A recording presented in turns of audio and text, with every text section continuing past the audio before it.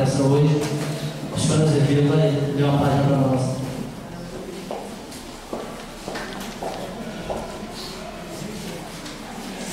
Boa vontade.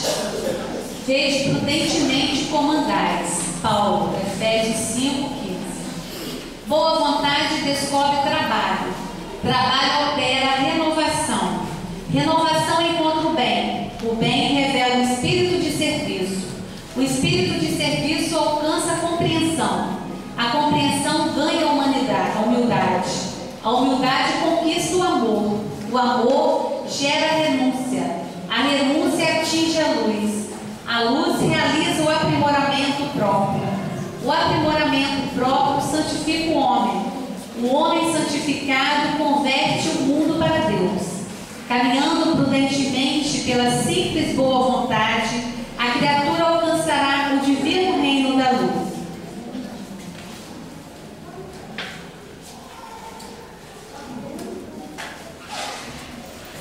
Boa noite a todos.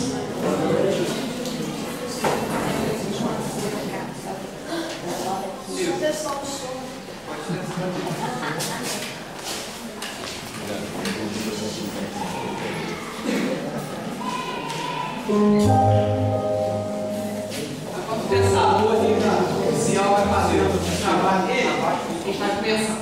Então, o tema do estudo da noite de hoje, a casa propôs para ser estudado, é fora da caridade não há salvação. É o nome do capítulo 15 do Evangelho segundo o Espiritismo. Esse capítulo é extenso, são vários itens, mas os propósitos dessa noite foram os itens 1 até o item 3. Então, nesse nosso estudo, fora da caridade não há salvação, a primeira coisa que eu quis chamar a atenção para a gente se perguntar o que é salvação, o que a gente tem como conceito de salvação. E eu fui pegar no dicionário de filosofia espírita, do Baiano, a definição mais sucinta que a gente tem na visão espírita e fora dela. Então, pode passar assim. Do grego, soteria significa livrar-se de alguma coisa, um livramento, preservar-se de algum mal, defender-se de alguma coisa para se dar bem. Nos papiros encontrados, foi muito dado como sinônimo ter saúde física, estar bem, estar preparado fisicamente, estar saudável, estar disposto. E que é muito usado em todo o Novo Testamento. Quem gosta de estudar o Novo Testamento, quem lê muito o Novo Testamento, vai ver em várias partes, vários apóstolos se referindo a essa palavra salvação. E lá, o principal sinônimo da palavra salvação é o propósito que Jesus trazia para a humanidade, de tornar-nos a todos mais felizes. Mas tem uma palavrinha lá que infelizmente está presente em várias traduções, que é que Jesus Cristo tinha esse propósito para os escolhidos. Eu fiz questão de colocar para a gente na íntegra. E aí a gente sabe que muitas traduções foram se perdendo a gema da palavra, a origem verdadeira da palavra. Porque a gente imagina Jesus escolher alguém, se todos nós somos feitos simples e ignorantes para evoluirmos, por que ele ia? Ele que trouxe todo esse aprendizado para a gente ia dar um fora desse, dar uma escorregada dessa. Ainda mais quem Jesus, o Espírito que é de evolução, que é Jesus.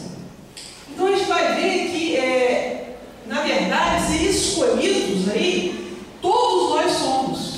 Todos nós temos a capacidade de ser os escolhidos dele. Basta a nós, basta o nosso esforço. Isso a gente vai ver no estudo em diante. Então, a gente tem ainda no Novo Testamento uma divisão que eu vou colocar aqui para a gente ser bem prático, Como um cristão, todo aquele que crê em Deus, crê em Jesus, como um cristão não espírita, aquele que não entende a reencarnação, porque é uma questão de não crer na reencarnação, que ela existe, dependendo da pessoa querer achar que existe. Não, ela é uma sobrenatural. Então, como é aquele que crê em Jesus, que estuda a palavra de Jesus, ele entende essa palavra salvação. Ele que não entende a reencarnação, vai entender a palavra salvação como estar indo para o céu ou estar indo para o inferno depois que morrer.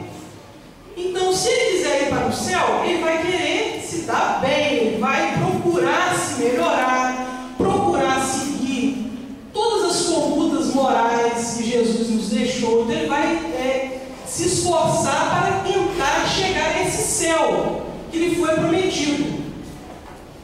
Aquele que também não entende a reencarnação, não entende a lei de causa e efeito, o que ele vai fazer? Bom, só tem essa vida, deixa eu aproveitar, fazer o que eu quiser, então vou para o inferno mesmo, pronto, acabou. Mas aí, nós temos o seguinte, muito em cima dessa definição, foi cobrada de nós. Quem veio aqui ver o filme do Lutero, né? O pagamento das indulgências, aquelas pessoas subindo escadarias, de joelhos, sangrando, para chegar lá no último degrau, pagar um valor que muitas vezes ela não dispunha para livrar do inferno um familiar que já tinha falecido.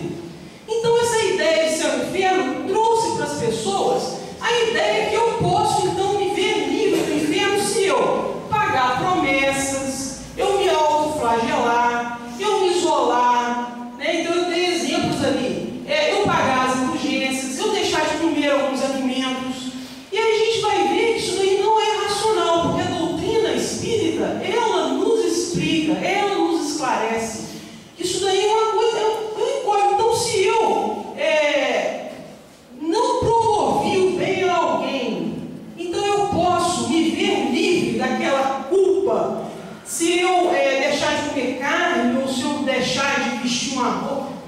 Então são exemplos práticos que a gente tem que trazer para a vida da gente, que é o nosso dia a dia. Então a gente vai ver que isso daí, na verdade, é aquele pensamento de que o esforço não tem que ser meu. Eu posso pagar, eu vou conseguir.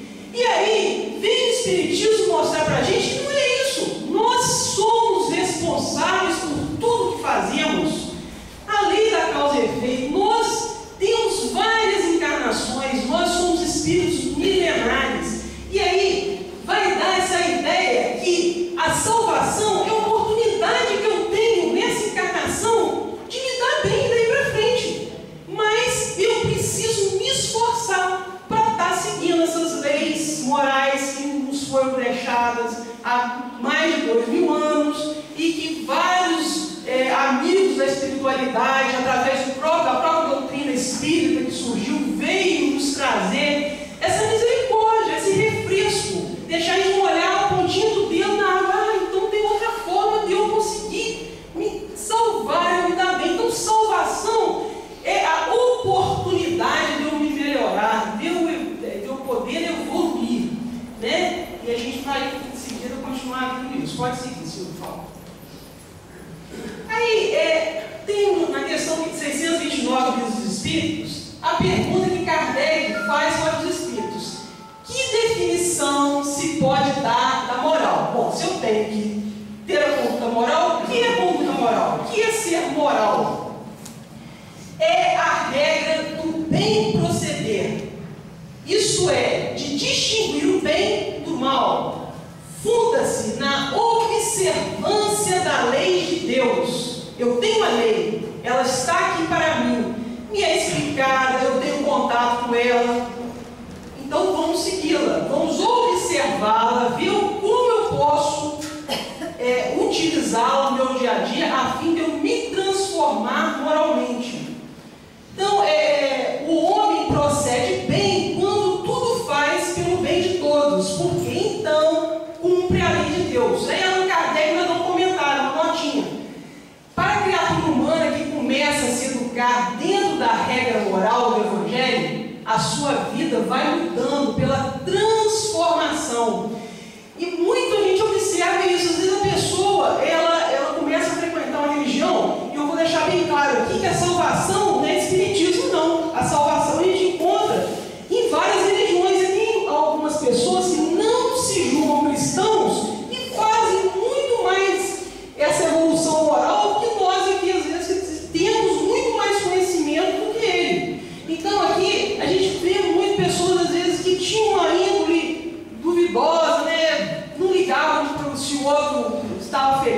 estava infeliz, maltratavam psicologicamente, às vezes, alguém, eu não estava nem aí, mas aí, às vezes, entra numa religião por oportunidade que a vida dá, às vezes, quais a oportunidade que a gente, às vezes, procura uma religião? Quando acontece, a grande maioria das vezes, a gente vai pela dor, né? Quando acontece alguma perda de ente querido, né? Algum desastre, enfim, alguma dor. Aí essa pessoa, ela entra numa religião que prometeu a ela a salvação dessa dor, a retirada dessa dor dela. E ela, mesmo com esse pensamento, eu vou na igreja, que a igreja vai me salvar, a igreja vai me salvar, ela se transforma. Ela começa a estudar, ela começa a ter um domínio sobre o lado violento dela. Como que a gente vê isso? É verdade ou não é? E às vezes a gente fica, fulano mudou tanto. Gente, não dá oportunidade. A gente fica desconfiado. Mas aí é a prática do dia a dia que vai mostrar a ele se tudo ali está fazendo a transformação exterior que tanto é colocado, tanto é explicado que acontece quando a pessoa realmente segue a moral, os princípios morais da lei de Jesus. Então, salvação seria a paz, o bem-estar, a felicidade provenientes da evolução moral e espiritual. A transformação do bode em ovelha. Quem quer ser bode? Ninguém quer ser bode. Todo mundo quer ser ovelhinha, né? Branquinha, bonitinha, ninguém quer ser bode. Mas, e o esforço que eu estou fazendo para transformar o bode em ovelha? Né? É a transformação do orgulhoso e humilde. A pessoa reconhecer, Jesus era humilde, mas Jesus não era passivo. Humildade é você reconhecer os seus limites, aquilo que você tem capacidade, aquilo que você não tem. Não é ser submisso, né? Então a pessoa, quando ela descobre isso, ela deixa aquela capa do orgulho. Transformação do egoísta em caridoso. Aí pronto. Aí tá uma maravilha, né? Porque a caridade é o conjunto, engloba todas as virtudes. Então quando a gente chegar nesse patamar, nós vamos chegar, todos nós, uns mais na frente, outros mais atrasados, todos vão chegar. Aí sim a gente vai ter a tal da salvação, que é a felicidade. Um exemplo bem simples: quando a gente vai fazer uma visita a alguém, né, seja em casa mesmo, no amigo, quando a gente faz uma boa ação, como é que a gente se sente depois? A gente se sente mal ou se sente bem? Com alegria. A gente às vezes se sente melhor do que aquela pessoa que a gente conversou, que a gente visitou. Aí, é a caridade. Olha como é que ela vai transformando. São pequenas transformações, mas começa de pequenino mesmo. Mas como conseguir essa transformação moral? Que esforço seria este para alcançar a vida eterna? Pode ir, Silvio. Então nós temos a história, né, do bom samaritano, né, em Lucas 10, 25 a 37, onde um doutor da lei vem e pergunta a Jesus: Mestre, depois de fazer o que herdarei a vida eterna? Lembrando que esse doutor da lei, né, sacerdote, era totalmente contrário aos trabalhos que Jesus desenvolvia. Ele queria pegar o Jesus em alguma falha, de alguma forma, né, alguma contradição. Então, como ele daria a vida eterna? E Jesus lhe disse que está escrito na lei, lei que ele conhecia como doutor da lei muito bem. Como lês? Em resposta, o sacerdote diz: amarás o Senhor teu Deus de todo o teu coração, de toda a tua alma, com toda a tua força e com toda a tua mente, e o teu próximo como a ti mesmo. Disse-lhe Jesus: respondeste de forma justa, faz isso e viverás. Ele, porém, querendo justificar-se, disse a Jesus: quem é meu próximo? Prosseguindo, disse Jesus: próximo, Senhor. Próximo. Certo homem descia de Jerusalém para Jericó e caiu nas mãos de assaltantes, os quais, depois de havê-lo despojado e espancado, retiraram-se, deixando-o semi-morto. Por coincidência, certo sacerdote, como aquele que interrogava Jesus, descia por aquele caminho e, ao vê-lo, passou pelo lado oposto. De forma semelhante, também um levita, que também era uma importante figura da lei da época, que vinha por aquele lugar, ao vê-lo, passou pelo lado oposto. Sendo samaritano, em viagem, veio até ele e, ao vê-lo, O samaritano era tido como a escória na época, né? O que não seguia a igreja, que não aceitava os princípios da igreja da época, a igreja romana. Compareceu-se e, aproximando-se, atou os ferimentos dele, derramando óleo de oliva, que era uma coisa cara, na época era todo mundo que tinha, não se gastava com qualquer um, né? E vinho.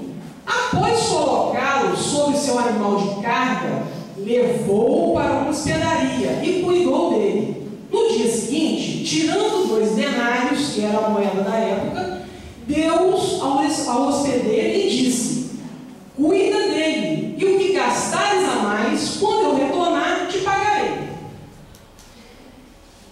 Jesus pergunta: qual desses 3 te parece ter se tornado próximo do que caiu nas mãos do assaltante? Aí o sacerdote responde: o que praticou a misericórdia com ele. E eu deixei aqui em grifo para lembrar, ele não falou que foi o samaritano. Ele ainda naquele orgulho, não vou falar que foi ele que fez, o sacerdote, como eu, o levita. Então ele não falou o nome samaritano, ele falou o que praticou a misericórdia com ele. Disse então Jesus: vai e faze tudo do mesmo modo.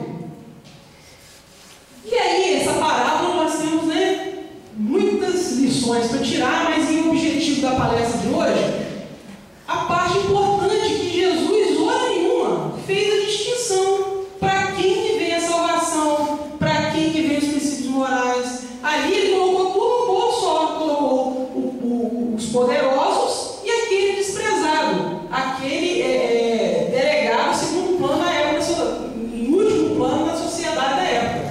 Então Jesus faz alguma distinção entre aquele que crê de um modo e o que crê de outro? Não.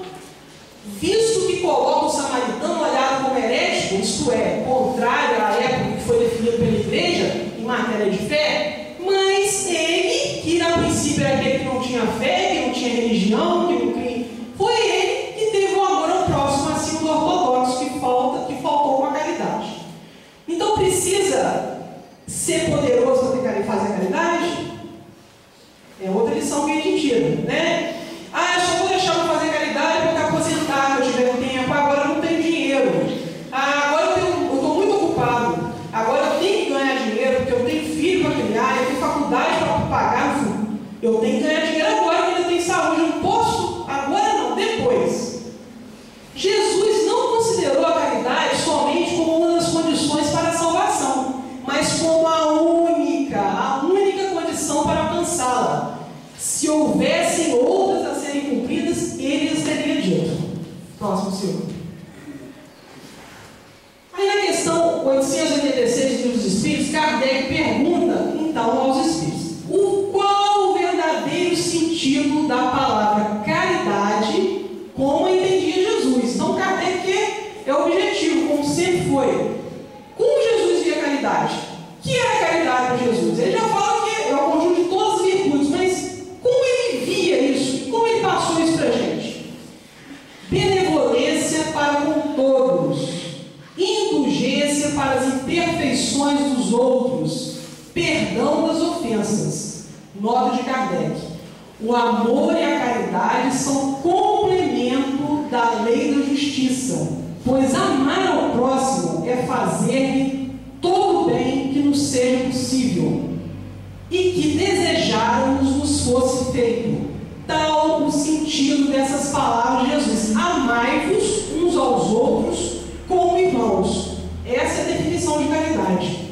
É o amor incondicional, é o amor em movimento, é o amor em ação, é o amor que engloba o ser por um todo, que a gente passa a achar aquela pessoa que antes nos era antipática, insimpática, que era feia, bonita. É a transformação, porque o amor transforma. Quantos de nós não tivemos isso, algum exemplo, alguma história nas nossas vidas? Com certeza.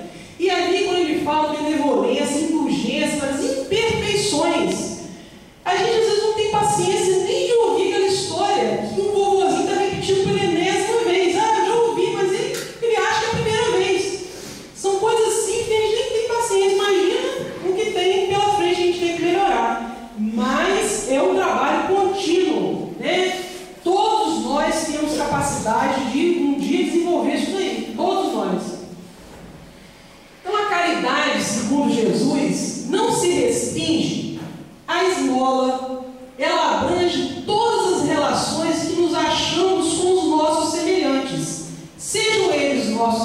inferiores, nossos iguais ou nossos superiores. Acontece bastante com a gente lá em casa, né? Às vezes aperta o interfone, aí vem uma pessoa, tem um dinheiro? Não. Aí a gente vai lá no portão e leva às vezes um mantimento. Quando chega lá, a pessoa recebe aquele mantimento com a raiva, né? E às vezes, poxa vida, não devia ter dado, devia, a gente tentou fazer.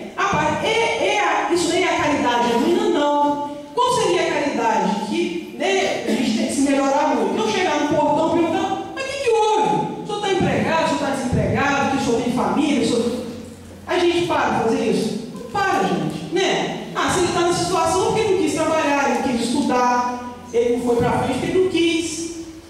Se fosse o contrário, né, se a gente tentasse, relatar isso daí não é serviço meu, né? É serviço social da prefeitura, eu mandar ele para o albergue, é mais fácil para a gente, né? Mas é o início que a gente tem, nem pelo menos pensar, poxa vida, onde é que será que ele mora, para de repente eu pedir a um amigo do serviço social para fazer uma visita, ou como já começa a laminar e vai até a gente chegar lá. Então, são várias e várias formas de se fazer a caridade.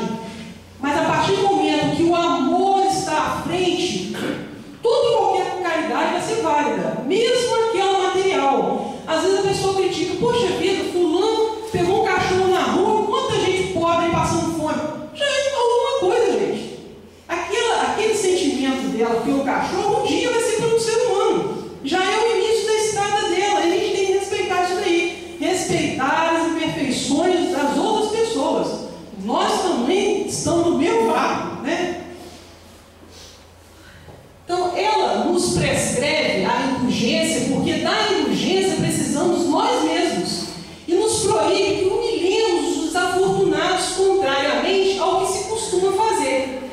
Apresente-se uma pessoa rica e todo mundo vai lá dar atenção a ela. Quer um cafezinho? Senta aqui. Chega um outro, pô, coitado, o que veio fazer aqui? Agora não dá, não. A gente tem que mudar isso. São coisas, exemplo do nosso cotidiano. E a gente tem que mudar.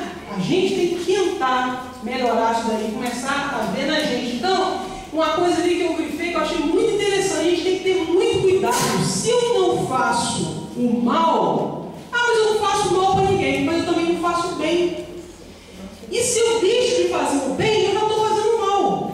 Às vezes, por deixar de ouvir alguma pessoa, às vezes, aquela pessoa vai lá e se suicida. Foi por minha culpa? Não foi porque eu deixei de falar, ela se suicidou. Eu tive a oportunidade de repente, ajudá-la a não se suicidar. Olha a diferença do negócio. Então, a gente já tem culpa a partir do momento que a gente causa indiretamente um infortúnio ao outro. Eu não tive culpa ela se suicidar, se eu vou fazer um aborto. Né? Às vezes a pessoa vem perto da gente, conversa, a gente nem tem ideia que ela está ali preparada para uma clínica de aborto. E aí uma coisa com certeza também acontece na vida de vocês. Eu sei que às vezes quando uma pessoa chega perto de mim, a pessoa às vezes não tem contato, nada. Ou tem outras que eu muito tempo não via. Quando ela chega perto de mim, eu penso assim, aí vem alguma coisa, eu tenho que fazer um trem aqui. Não sei se com vocês acontece. Aí você vai vendo, a pessoa vai chegando na conversação, vai chegar numa coisa que você poderia ajudar e você acaba ajudando, às vezes facilitando algumas coisas. Coisa simples, gente, não precisa de dinheiro, não precisa de status, coisa simples, precisa só da conversa, do diálogo. Você não precisa ter instrução para conversar com a pessoa, para livrar ela dessas coisas, esses infortúnios. Passa assim. Aí um exemplo, uma caridade, companheiro. Lamento, só tem dinheiro. Eu sou bem sincero, ele entende que é caridade.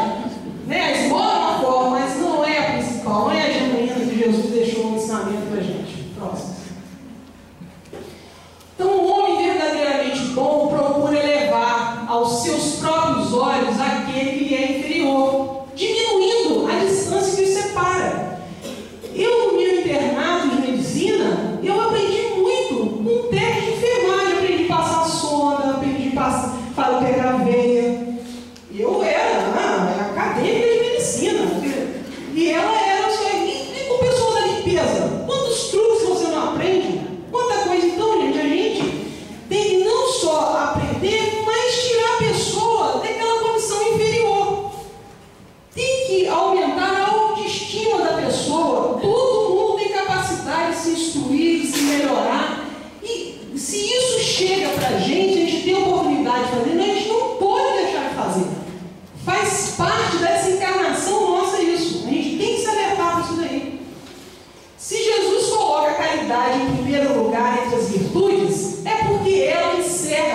implicitamente todas as outras: humildade, doçura, benevolência, indulgência, justiça. E porque ela é a negação absoluta do orgulho e do egoísmo. Qual é a chaga maior da nossa humanidade? O egoísmo. Né? Dele advém todas as outras coisas em cascata. A pessoa egoísta, ela vai ser orgulhosa, ela vai ser vaidosa, tudo, ela vai ser violenta. Dele advém tudo. Quem é a antítese dele? Caridade. E o que é a caridade? É o amor. O amor em prática. Não é o amor guardado. Eu amo aquela pessoa, mas não vai fazer uma visita, não dá um telefonema, não faz uma prece para ela. O amor não é para o outro, para o outro, é para o outro, não é para a gente guardar para a gente. Né? Pode passar. Então, caridade é prática do bem a favor de nós e dos outros. E na grande maioria, muito mais de nós somos ajudados do que o outro. Já falei isso no início. Preservando-nos de todos os males que nos possam prejudicar a marcha ascensional. A pessoa que ela tem uma vontade de ajudar, ela é ajudada. Nessa marcha nossa reencarnatória, nós somos muito ajudados. E muitas vezes não queremos perceber ou recusamos essa ajuda. Né? É o amor em movimento, em sua mais alta expressão, capaz de modificar a criatura em todos os sentimentos, tanto que oferta, quanto que recebe. Tudo quanto se possa identificar com os ensinos de Jesus, que era e é a própria caridade na manifestação do Pai na Terra. É uma coisa que legal para a gente sempre pensar. Quando a gente está em dúvida em alguma coisa, né, para resolver, o que faria Jesus no meu lugar? Eu vivo falando isso para as crianças, né, cara? O que a gente faria? Se fosse Jesus no lugar da gente, ele faria o quê? Aí a gente vai tentando, eu acho que ele não faria aquilo, não faria, né? Ele não é todo bem, não é toda caridade. Então, a gente começa a se policiar por isso daí. É a interrupção de hostilidades geradoras de novos débitos. Olha quanta coisa a gente deixa de aprontar quando a gente tem outra visão. Quanto mais difícil a gente deixa de fazer, a gente deixa de se comprometer.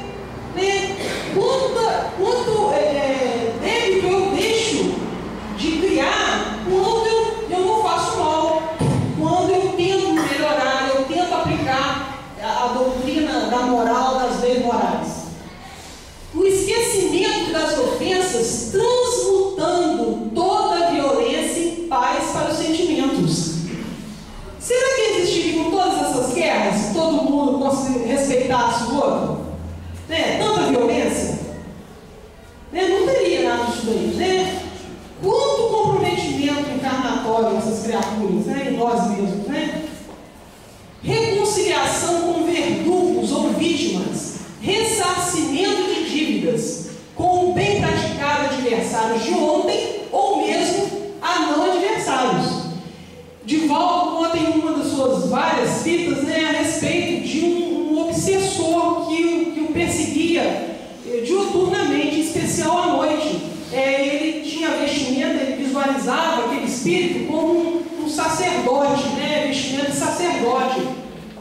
E ele orava, ele pedia ao guia espiritual dele que ajudasse, que ele não entendia por que aquela pessoa tinha aquele espírito, tinha tanto ódio, tanta raiva, havia aprontado várias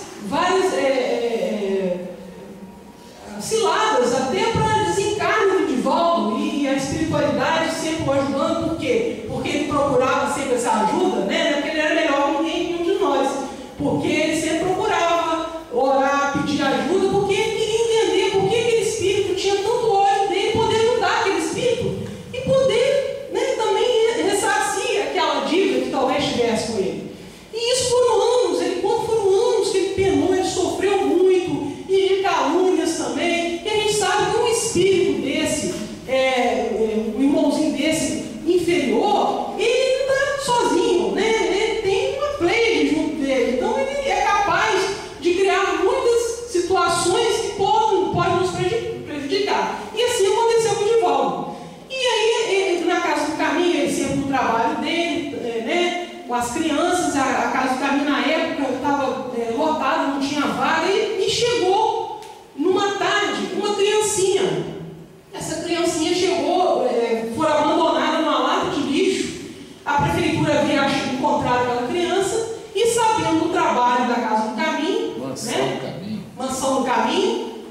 Salvador, né, cara? Lançou um caminho, foi e levou para que ver se eles acolhiam aquela criança.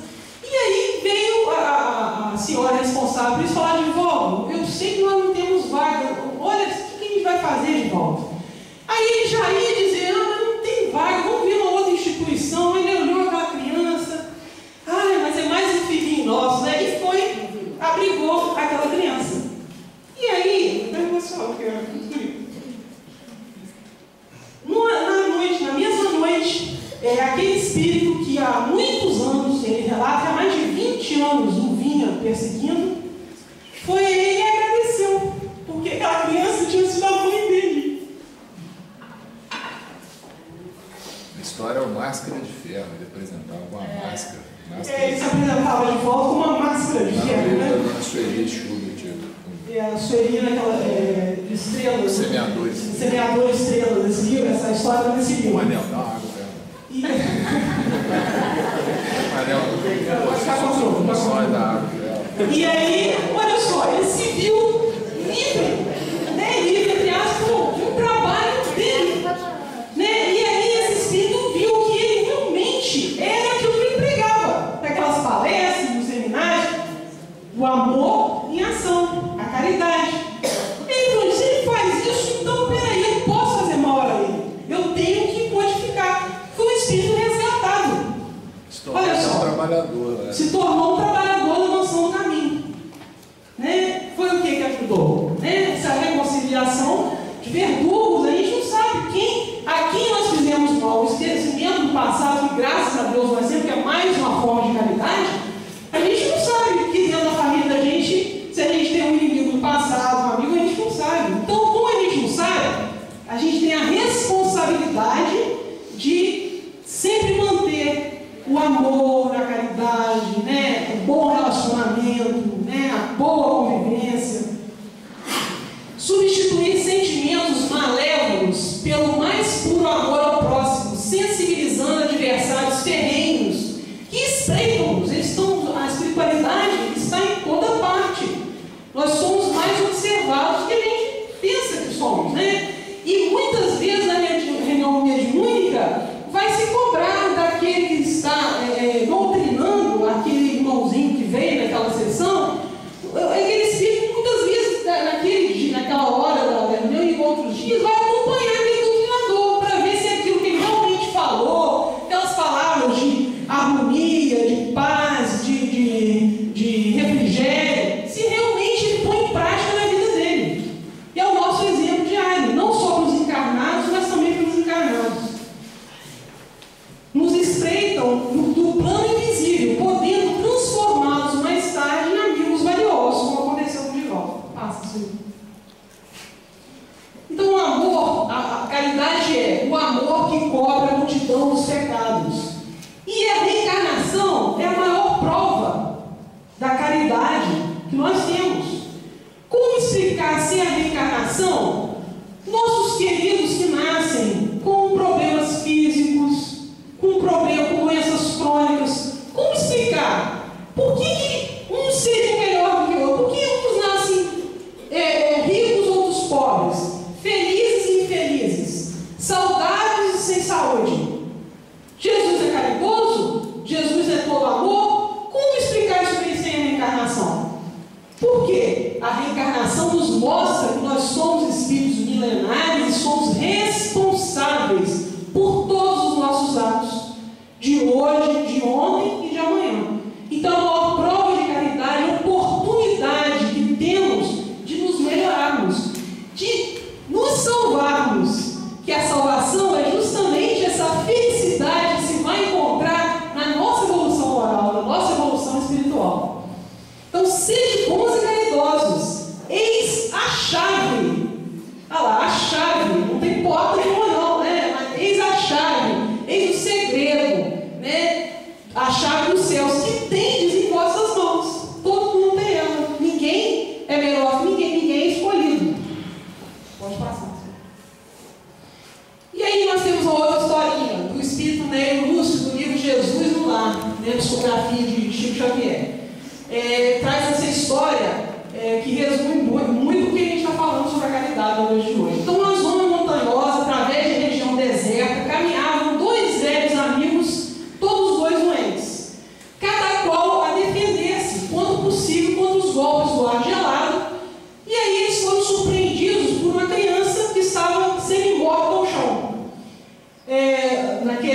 mesmo naquela ventania, naquele frio, eles conseguiram observar essa criança.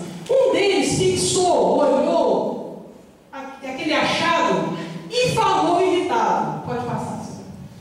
Não perderei tempo. A hora exige cuidado para comigo mesmo. Sigamos à frente. O outro, porém, mais piedoso, considerou: amigo, salvemos o pequenino, é nosso irmão em humanidade. Não posso, disse o companheiro endurecido. Sinto-me cansado e doente. Este desconhecido seria um peso insuportável. Temos frio e tempestade. Precisamos ganhar a aldeia próxima sem perda de minutos. E avançou para diante em largas passadas e deixou o companheiro para trás. O viajor, de bom sentimento, contudo, inclinou-se para o menino estendido. Demorou-se alguns minutos, colocando paternalmente ao próprio peito e aconchegando ainda mais, marchou adiante, embora mais lentamente. A chuva gelada caía, metódica pela noite a vento, mas ele, abraçando o valioso fardo, depois de muito tempo, atingiu a hospedaria do povoado que buscava. Com enorme surpresa, porém, ele não encontrou o viajor que estava à sua frente. Somente no dia imediato, depois de minuciosa procura, foi o infeliz viajante encontrado sem vida num desvão do caminho alagado. Seguindo aquela pressa que ele estava, e a sós, com a ideia egoísta de preservar-se e chegar logo à pousada, esse viajante não resistiu à onda de frio que se fizera violenta e tombou encharcado, sem recursos com que pudesse fazer a face ao congelamento. Ele estava sozinho, não tinha quem chamar ninguém para o socorrer. Congelamento. Enquanto que o companheiro, que socorreu a criança, recebendo em troca o suave calor daquele corpinho que ele trazia junto a ele, superou os obstáculos da noite frígida, guardando-se indene de semelhante desastre. Ele sentiu frio, mas bem menos, porque havia aquela prova do calor humano, com aquela criança. Superou o obstáculo da noite frígida, ajudando o menino abandonado a ajudar a si mesmo. Ele mesmo conseguiu se salvar, salvando o outro. Avançando com o sacrifício para ser útil a outro, e conseguira triunfar dos percalços da cena, alcançando a salvação. A salvação próximo. Ele se esforçou para conseguir isso. Então, salvação tem que ter esforço. Salvação não se compra. Felicidade não se compra. Evolução não se compra. Se faz. E a gente muitas vezes sofre para conseguir elas, É o esforço. Então, na questão 643 do Livro dos Espíritos, Kardec pergunta: haverá quem, pela sua posição, não tenha possibilidade de fazer o bem? O que vocês acham? Tem alguém que não vai ter nunca oportunidade de fazer o bem? Olha o que os Espíritos respondem: não há quem não possa fazer o bem. Somente o egoísta nunca encontra ensejo de praticar.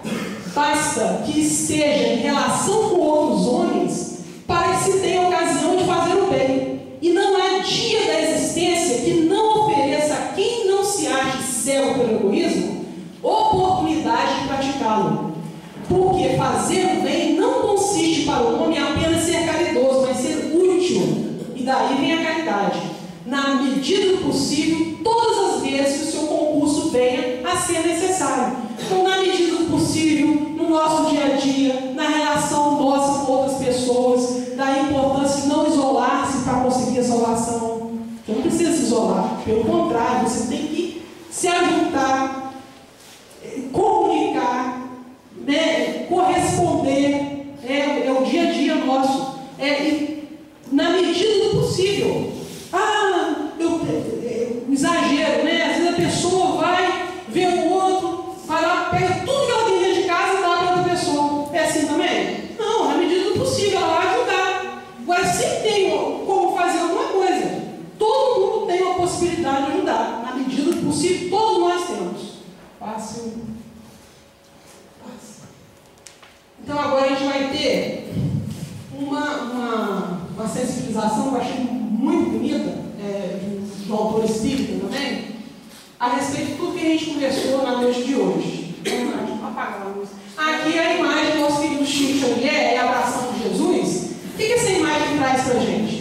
Chico era um como nós, que estava até pouco tempo junto a nós.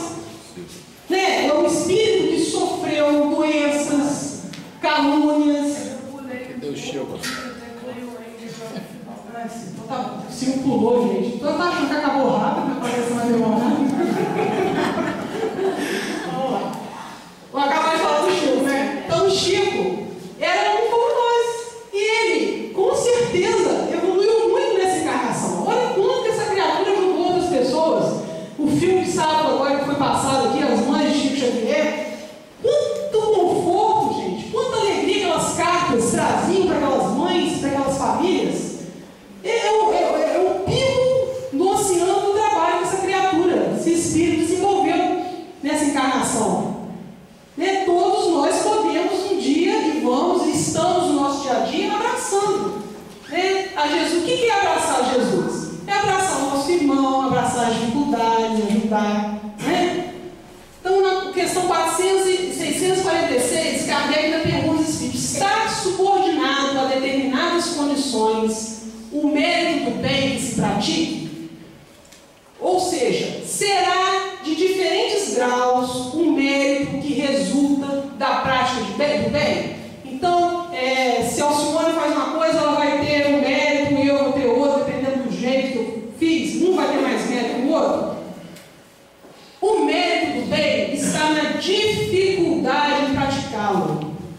Vamos lembrar do óbolo da viúva. A dificuldade que ela teve de conseguir aquele dinheiro que não lhe sobrava, que lhe faltava, mas ela era a mentalidade dela, que ela estaria praticando uma boa ação, colocar aquele dinheiro que lhe era necessário, né? Enquanto outros que tintavam as moedas, né? Para ele podia jogar para o alto, não fazia falta. Então, olha que os Espíritos falam para a gente: o mérito do bem está na dificuldade em praticá-lo. Nenhum merecimento há em fazê-lo sem esforço, e quando nada custe. Em melhor conta tem Deus o pobre que divide com o outro seu único pedaço de pão do que o rico que apenas dá do que lhe sobra, disse o Jesus a propósito do óbolo da viúva. Então, as facilidades muitas vezes surgem para a gente ajudar, mesmo que seja fácil. Vamos ajudar mesmo assim. Isso daí não é para a gente deixar de ajudar, não, gente. Está sobrando uma roupa, dá aquela roupa, mas lembrar, quando você for dar a roupa, você usaria aquela roupa de novo? Está consertada? Está limpa? Você vai dar uma comida, você está dando uma comida que você comeria? Né? Quando a gente só junta aquele resto de verdura do gavetão no final de semana, porque a feira é sábado, aí entrega, você comeria aquilo que você está dando? Então tem que ter um esforço, gente. Tem que ter um exemplo bobo, né? Vamos colocar uns esforços, por exemplo, que a gente citou. Chico Xavier, quantas vezes ele, sem condições, ele ia para a reunião para atender, né, a espiritualidade, para trazer a notícia do mundo espiritual para aquelas mães sofredoras. Ele fazia o seu sacrifício. Quantas pessoas fazem esforços para poder, às vezes, ir visitar alguém em casa? Às vezes ela está até com dificuldade para andar, vai, faz o esforço. Então, é mais meritório quando aquilo vem lá de dentro. O esforço mexe mais com a gente. Mas mesmo aquele esforço, aquela caridade mais simples, é válida. Já é alguma coisa, já é o início. Próximo.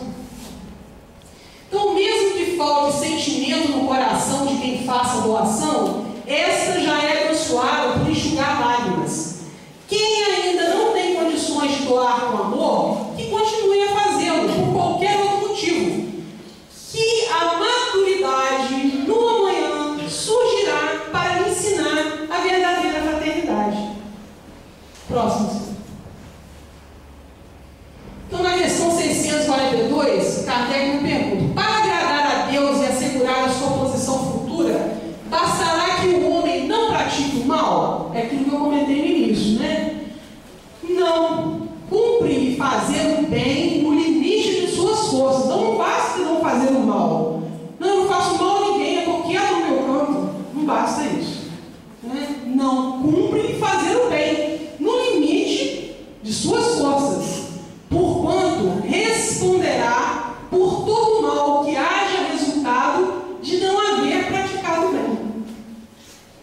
responsabilidade nós estamos? Né? Será que a gente lembra disso? Vamos lá.